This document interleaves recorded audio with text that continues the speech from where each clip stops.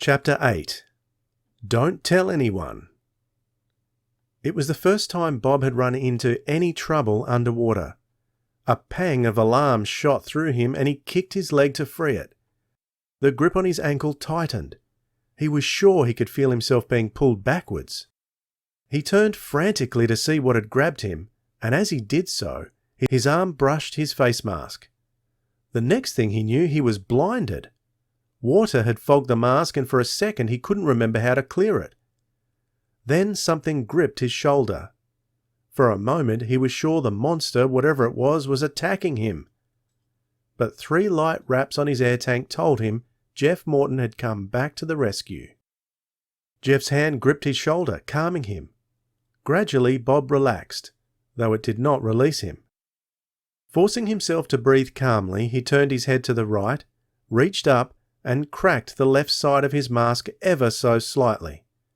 Then he breathed out through his nose. The air was forced out of the mask, taking the water with it, and he could see again. The first thing he saw was Jeff Morton shaking his head. He pointed, and Bob looked down to see what had caught him, the loop of a rope. He doubled over and eased the rope off his flippered foot.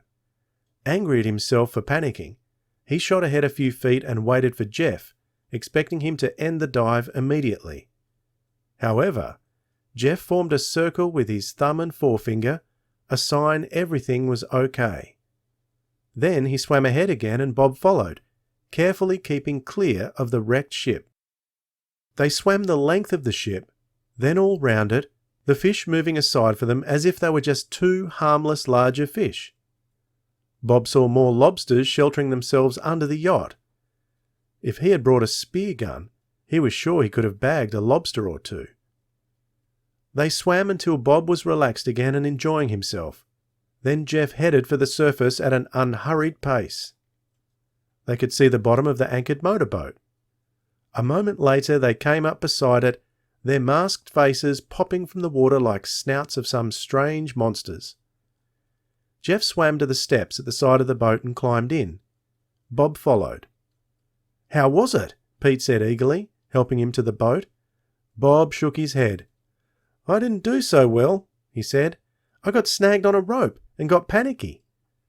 Jeff Morton agreed that he hadn't done so well. He gave them all a brief lecture on getting too close to tangled wreckage and followed it with one on losing your head in an unexpected situation, the most dangerous thing a diver could do. Then he relented and smiled. "Maybe it was a good thing it happened now," he said. "A harmless but helpful lesson.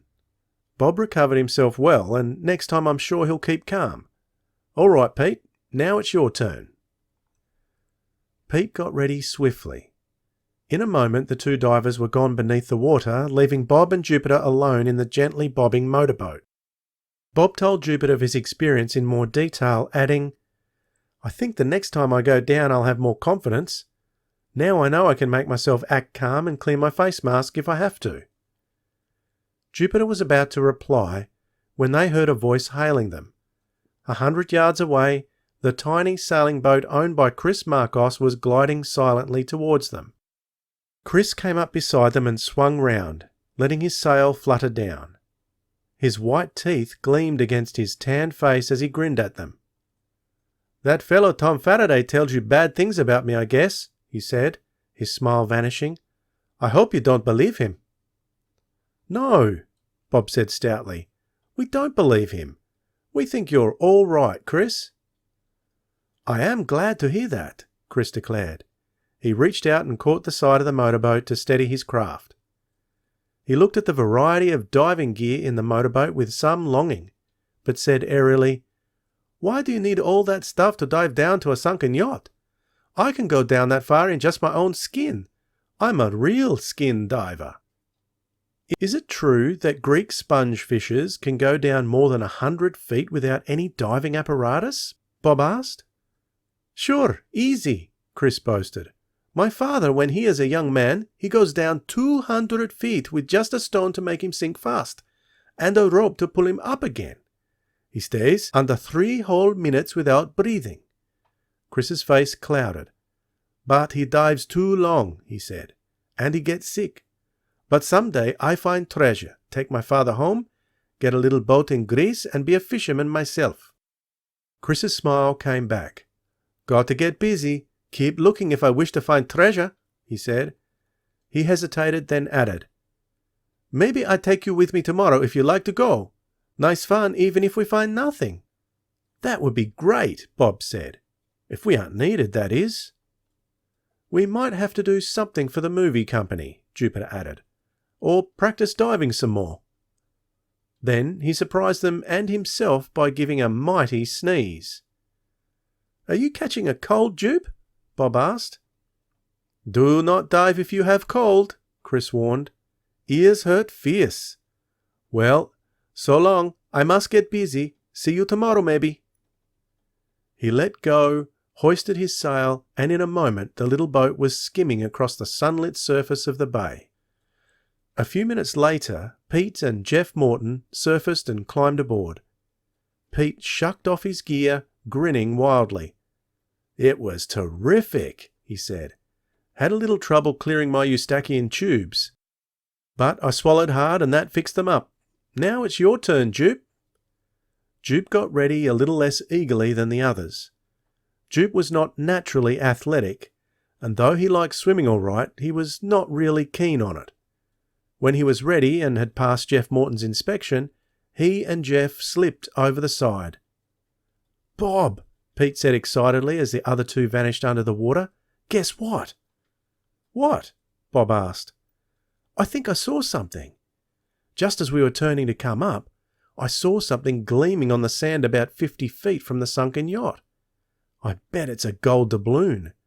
If we dive again, I'm going to try to find it." "Wow, are you sure?" "Not positive.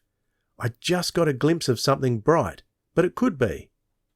Everybody says there's treasure scattered loose all over the bottom of this bay."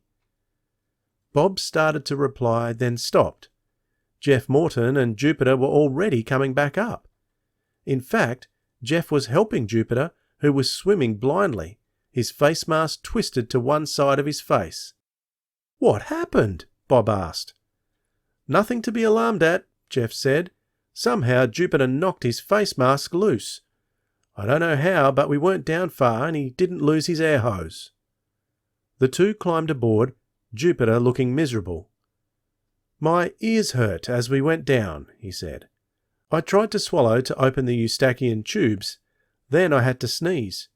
I pulled out my mouthpiece and held it, but I had to move my face mask to sneeze and I couldn't put it back again and, well, I guess I didn't do too well," he finished miserably. He sneezed again. "You're catching a cold," Jeff said sternly. "You should never have tried to dive today. Lucky we're only down a few feet. No more diving for you, my boy, for the next few days." "No, sir, I guess not," Jupiter said humbly. "The air conditioning on the plane yesterday was pretty chilly, and then being out in the storm last night, well, I guess I'm catching a cold all right." "Never dive unless you're in excellent health," Jeff said, "especially not if you have a cold or cough." "Well, I'm supposed to give you kids practice in diving and I'll go ahead with Bob and Pete. But if you're going to be laid up, we may have to change our plans." For the next couple of hours, Bob and Pete alternated in longer and longer dives. By the end of the afternoon, they felt weary, but were sure they could handle any simple underwater diving that might be required of them.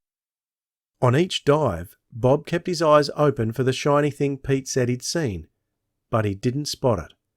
On the last dive of the day, though, Pete came up with his right hand tightly clenched. He scrambled aboard and hastily removed his face mask and mouthpiece. "Look!" he said exultantly. He opened his fist. On his palm lay a worn but shiny round coin, large and heavy. "Holy cats!" Jeff exclaimed. "A doubloon!" He examined it carefully. "Dated 1712 and Spanish all right. Pete, whatever you do, don't let anybody know about this. I mean, besides us and your father." "Why not?" Pete asked, puzzled. "You mean someone would try to take it away from me?"